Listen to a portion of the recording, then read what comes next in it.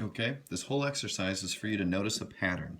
You should have x squared minus 6x plus 9, x squared plus 8x plus 16, x squared minus 16x plus 64, and x squared plus 20x plus 10. Taking a look at all of these, which are perfect squares that I got from multiplying times the same thing, check the pattern from this middle number here to this number here, from this little number here to this number here, from this little number here to this number here. When you have bigger and bigger numbers, it's a little easier to see. If you take half of this 20, you get 10, and you square it, you get 100. If you take half of this 16, you get negative 8. Square it, you get 64. Half of this 8 is 4. Square it, you get 16. Half of this minus 6 is negative 3. Square it, you get 9. You take half of the x term, you square it, and you add it.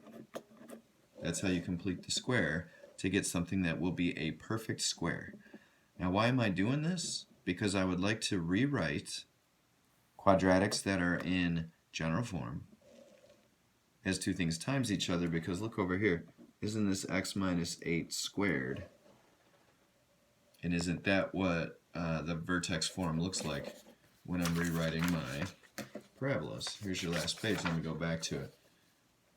X plus 1 squared, x minus 3 squared, x minus 8 squared. You see what I mean?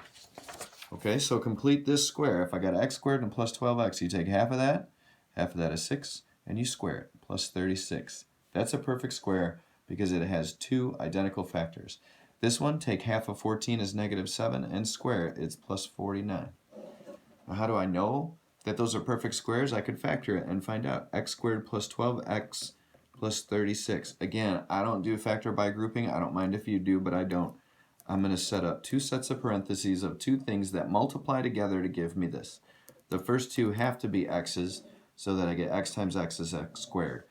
The last two have to be something that multiplies to be 36. Now that could be 12 times 3, it could be 6 times 6, it could be 2 times 18, but I'm going to go with 6 by 6 because we think that this has the exact same factors. So since this is positive, they need to be the same sign. Since I want it to be a plus, I'm going to put plus right there, and look what I got. X squared plus 6x gives me 12x and plus 36.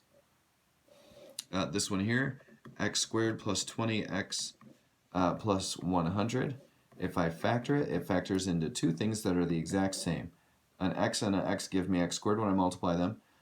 I need two factors of 10. If this is going to be two identical factors, they'll both be 10s. And look, they're plus, so I put a plus here and a plus here. They have to be the same sign if that's a plus, and they are both plus to give me plus 20x.